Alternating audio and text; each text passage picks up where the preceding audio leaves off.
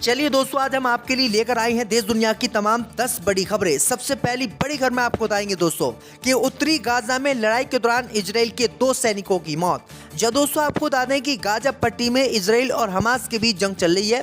इस जंग में इजराइल के उत्तरी गाजा में लड़ाई के दौरान 2 अधिकारियों की मौत हो गई है। साथ ही साथ दक्षिणी गाजा पट्टी में भी 2 इजराइल के सैनिक गंभीर रूप से घायल हो गए और इसकी जानकारी इजराइल की सेना ने दी है, जो इजराइल के लिए बड़ा झटका माना जा रहा है। इसी के साथ आपको बताएं दोस्तों कि यमन के हूती विद्रोहियों ने 300 किलोमीटर तक मार करने वाली एंटी टैंक मिसाइल का किया सफलतापूर्वक परीक्षण। पूरी दुनिया में रच दिया इतिहास।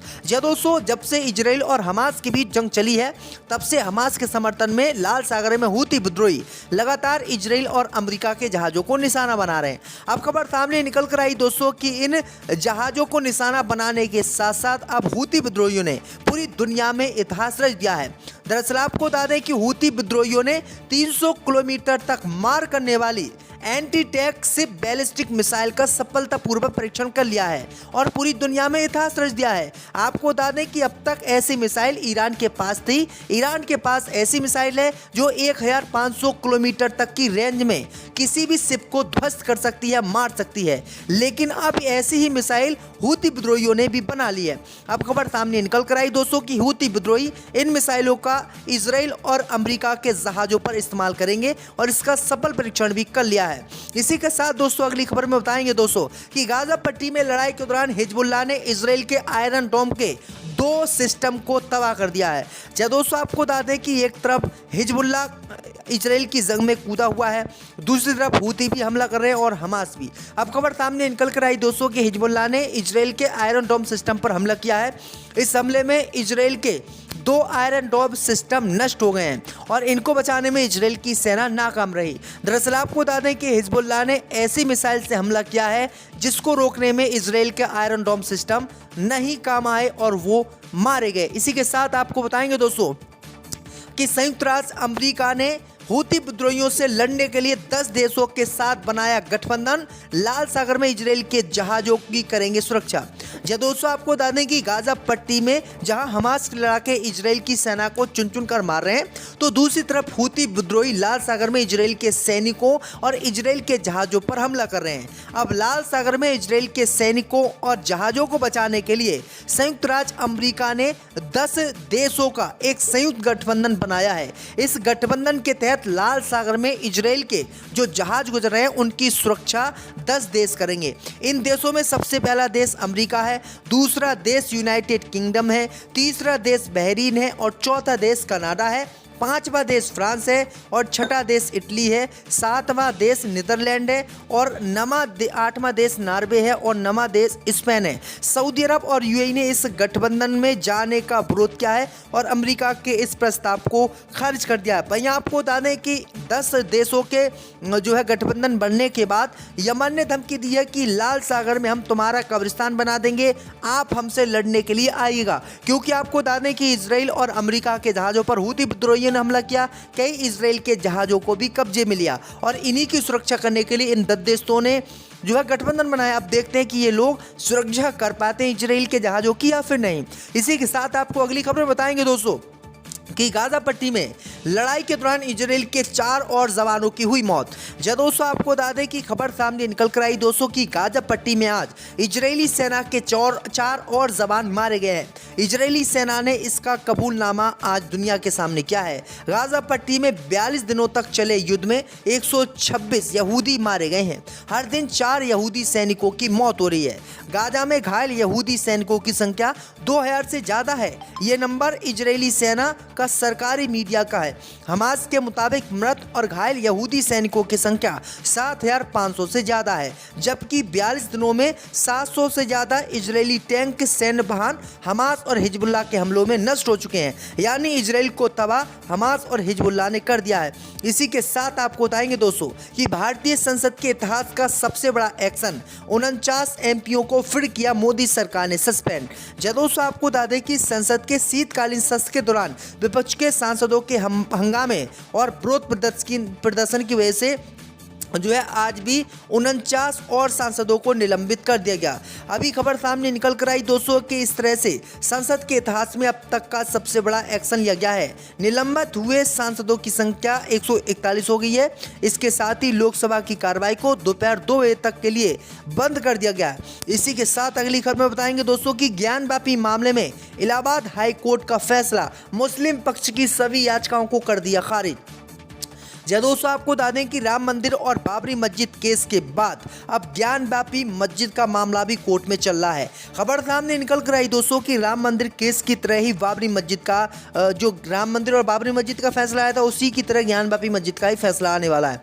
खबर सामने निकल कर आई दोस्तों कि इलाहाबाद हाई कोर्ट ने आज फैसला सुनाया है और मुस्लिम पक्ष की जो याचिका थी उनको खारिज कर दिया है। दरअसल आपको बता दें कि मुस्लिम पक्ष ने 6 याचिका कोर्ट में डाली थी और कहा था कि इन याचिकाओं पर सुनवाई करके कोर्ट आदेश दे और जो हमारी मांगे हैं उनको पूरा करे, लेकिन कोर्ट ने मुस्लिम पक्ष की मांगे मानने से इनकार कर दिया। उनकी 6 की 6 याचिकाओं को खत्म कर दिया। तो ये बड़ी अपडेट आ रही है। इसी के साथ आपको बताएं दोस्तों कि बीजेपी के टिकट पर 2024 का लोकसभा चुनाव लड़ेंगी बॉलीवुड एक्टर कंगना रनावत। दोस्तों आपको बता दें कि बॉलीवुड अभिनेत्री कंगना रनावत को लेकर लगातार चुनाव लड़ने की चर्चाएं चल रही हैं। वहीं अब उनके पिता ने इन चर्चाओं को विराम लगा दिया है। कंगना के पिता ने उनके लोकसभा चुनाव लड़ने की बात स्वीकारी है।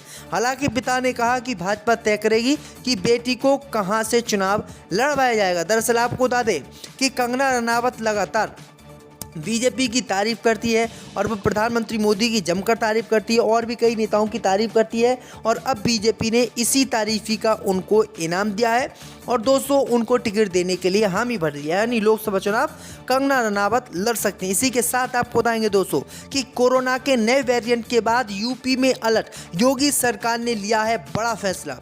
दोस्तों आपको बता दें कि केरल में कोविड के नए वेरिएंट मिलने के बाद उत्तर प्रदेश में कोविड के मरीज मिलने पर उसकी जीनोम सीक्वेंसिंग कराई जाने का आदेश उत्तर प्रदेश की योगी सरकार ने जारी कर दिया है। जीनोम सीक्वेंसिंग से कोई वायरस कैसा दिखता है, कैसा है, इसकी पूरी जानकारी मिल जाती है। केरल में कोविड के नए वेरिएंट को लेकर उत्तर प्रदेश में भी अलर्ट जारी हो गया है। उत्तर प्रदेश में सभी जिला अस्पताल और मेडिकल कॉलेजों में तैयारियां पूरी करने के निर्देश दिए गए हैं। वहीं कोई भी कोविड का नया मरीज मिलने पर उनके सैंपल की जिन्होंने सीक्वेंसिंग कराई जाने का भी आदेश जारी हो गया है। केरल में कोविड के नए वेरिएंट मिलने के बाद उत्तर प्रदेश के सभी अस्पतालों को निर्देश जारी करते हुए कोविड के मद्देनजर तैयारियों को चुस्त दुरुस्त रखने का आदेश दिया गया है। तो ये बड़ी अपडेट आई दोस्तों। इसी के साथ आपको बताएंगे दोस्तों कि भारत की नाक के नीचे लंगर डालने वाले चीन की नौसेना, भारत ने मदद की फिर भी बांग्लादेश ने कर दिया अपने आप को नमक हराम। दोस्तों आपको बता दें कि चीनी पनडुब्बियां और युद्धपोत बहुत जल्द भारत की नाक के नीचे अपना लंगर डालने वाली हैं। बांग्लादेश की नौसेना को पनडुब्बियों की सप्लाई करने वाली चीन की नेवी बांग्लादेश के कॉक्स बाजार में एक बंदरगाह का निर्माण कर रही है, जिसका उद्घाटन इस साल की शुरुआत में किया जा सकता है। और अब ऐसी रिपोर्ट है कि चीन की नौसेना की यहाँ पर हमेशा के लिए मौजूदगी हो सकती है। दरअसल आपको बता दें कि चीन ने बांग्लादेश को 2 पनडुब्बी बेची हैं और इनके जरिए चीन बंगाल की खाड़ी में पहुंच चुका है। सैटेलाइट तस्वीरों से पता चलता है कि चीन ने बांग्लादेश में नौसेना बेस पर महत्वपूर्ण प्रगति की है और बेस का आकार बताता है कि PLA नौसेना जल्दी बांग्लादेश के बनने वाले बंदरगाह तक लॉजिस्टिक पहुंच हासिल कर लेगी। दूसरे शब्दों में कहें तो चीनी पनडुब्बियां सर्विसिंग के लिए बांग्लादेश बंदरगाह पर आएंगी और डॉक करेंगी। विशेषज्ञ इसे चीन की पनडुब्बी कूटनीति बता रहे हैं, जो निश्चित तौर पर भारत के लिए खतरनाक साबित होने वाली है और हिंद महासागर के साथ साथ बंगाल की खाड़ी में भारत को घेरने की चीन की पॉलिसियों को बड़ा बूस्ट मिल सकता है। यानी चीन भारत के हाथ धोकर ही पीछे पड़ गया है और वो किसी भी कीमत पर कोई मौका छोड़ने नहीं वाला है। इसी के साथ आपको बताएंगे दोस्तों कि रूस में युद्ध लड़ने के बाद कामगारों की बहुत कमी, महिलाओं को काम लगाने पर पुतिन ने दिया आदेश। दोस्तों आपको बता दें कि यूक्रेन से जारी युद्ध के चलते रूस में कामगारों की कमी हो गई है। दरअसल आपको बता दें कि देश के हजारों युवाओं को जंग लड़ने के लिए बुला लिया गया है। ऐसे में बहुत सारी बड़ी बड़ी कंपनियां वर्क फॉर्म की कमी महसूस कर रही हैं। इसे देखते हुए रूस के राष्ट्रपति व्लादिमीर पुतिन ने अलग अलग प्रोफेशन में महिलाओं को ज़्यादा रोजगार देने की अपील की है। मालूम हो कि लो बर्थ रेट के कारण रूस पहले से ही घटती श्रम शक्ति से जूझ रहा है।